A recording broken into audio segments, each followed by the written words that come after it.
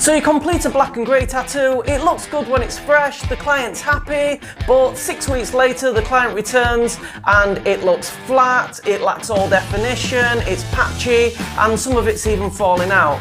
You begin to panic, get frustrated, and you can't work out what you've done wrong. Well, if this is happening, guys, this is the video for you.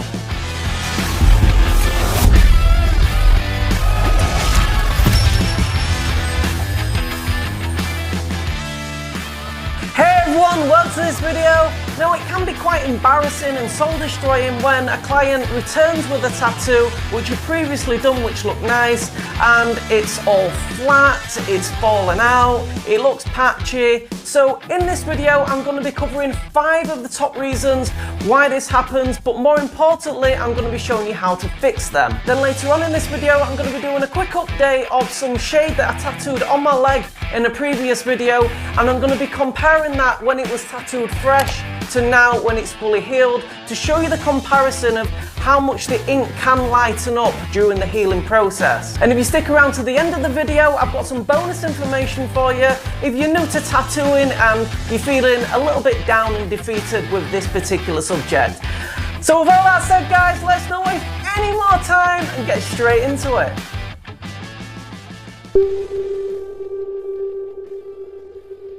Not placing the ink at the correct depth is one of the most common reasons for tattoos fading fast and falling out when healing. Now, I've done a full in-depth video explaining this on the subject, and I'll put that card up on the screen if you haven't seen it already, and if you click that you can watch it at the end of this video. But basically, the average needle depth you should be aiming for is 2mm. This ensures the ink sits in the dermis layer of the skin.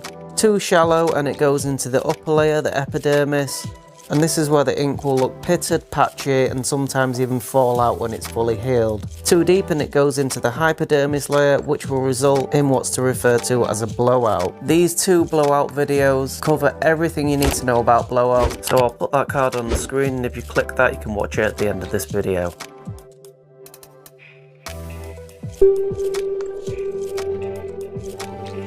Poor and incorrect technique will not only ruin the appearance of a tattoo, but will in turn also give you a bad result when the tattoo is fully healed. Again, the smooth shading technique is a massive subject in itself, which I do cover fully in another video. So I'll also put that card up on the screen, and if you've not seen it already you can click that and watch it at the end of this video.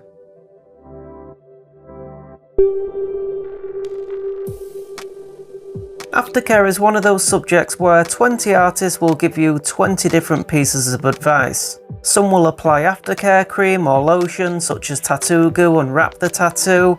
Some will apply an adhesive wrap to a dry tattoo like Dermalize. Some might even tell you to bathe your tattoo in tears of angels for twice a day. My point is, most tattooists will have their own unique advice for tattoo aftercare. But which advice is right? Well, if the tattoo heals well following your tattooist aftercare advice, then frankly, they're all right. Due to certain skin types react in different ways to different aftercare regimes, there's not one set rule that applies to every person. But the one thing that will guarantee a tattoo to heal bad is not looking after it during the healing process.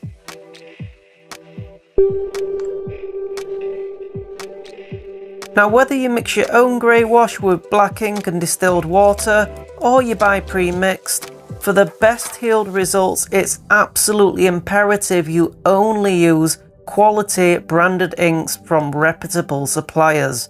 Using cloned or cheap unbranded inks is not only irresponsible and a health risk to your client, but will almost guarantee a really poor looking tattoo when fully healed. If you want to know more about the risks of using cloned ink, I've done extensive research on this in other videos, and I'll put a card up on the screen and you can check that out after this video.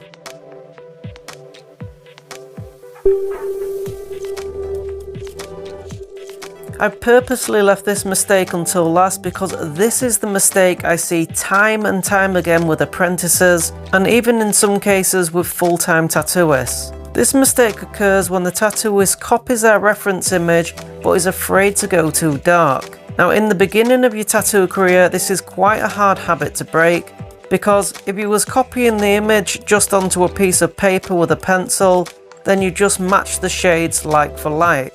But tattooing is different in the sense that you have to account for the shades to go much lighter when they're fully healed. Now, to break this habit, it's really down to lots of practice and being confident knowing how light each particular shade you tattoo into the skin is going to heal. A good rule of thumb for beginner tattooists is to lay down the black in the design first when possible, and then travel through your darkest shades right through the tattoo and ending with your lightest. By having the base layer of black at the start of the tattoo, it can really help guide you and give you a better point of reference for laying down those darker shades. In this next section, I'm going to be comparing a piece of freshly tattooed shade on my leg, which I did a while ago, and compare it side by side now it's fully healed, just to show you a comparison of how much a dark shade can actually lighten on the skin during the healing process.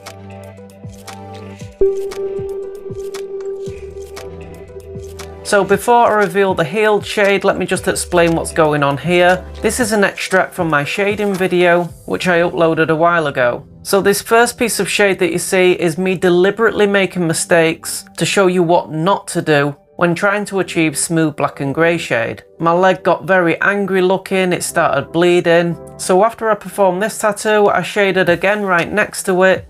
But this time I fixed all the mistakes to lay down some nice soft black and grey shade. If you haven't seen this video already about shading, it's definitely worth a watch. So don't forget to check it out in my other videos. So now we're going to look at this tattoo now it's fully healed, and you can see just how much that shade has lightened up during the healing process. Now I know someone commented on the shading video and said I'd gone too dark with the shade on my leg, and this just goes to show from the untrained eye when they first saw that shade how dark it was, and they'd left the comment saying you've gone too dark. This just goes to prove how easy you can be misled thinking that your tattoo's gone too dark when really it hasn't. And it's all about that confidence, knowing how much the shade is going to lighten up. Now the particular ink that I used for this tattoo was Silverback 666 series, and this particular shade was the darkest of the three, being the 666. Just for a little bit of a bonus clip, you can also see to the side of it there how that's healed really patchy and choppy just by making all the mistakes which we covered in that video. So I did say at the beginning of this video I have some bonus information for you, especially if you're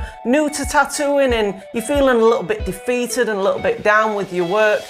And first and foremost I want to say is, this issue happens to the best of us. Any tattooist that tells you this never happens, quite frankly, probably lying. Now, as we discussed in this video, this issue can be down to many problems, but sometimes it can be completely out of the tattooist's hands and it's down to the client just not adhering to the correct aftercare. And this problem happens more than it should do in the tattoo industry. If you are a seasoned tattooist, you'll know full well you can give the client all the information in the world, and some clients just don't listen to you and they go away and they don't look after the tattoo, and then a few months later they come back and they demand why the tattoo hasn't healed like you told them it should do because they haven't looked after it. Now the next piece of advice I give you, if you're at the beginning of your tattoo career, maybe you've just started your apprenticeship, there are some body parts which I'd completely avoid at the beginning, and these are like hands, fingers, elbows, knees, because these places are notoriously poor for healing. And my final piece of advice for you guys is, this does happen in the tattoo industry. It's kind of a byproduct of it. It gets the best of us from time to time. And if you are feeling a little bit defeated and a little bit down with your work, just remember, nobody was great the first time they ever tried something.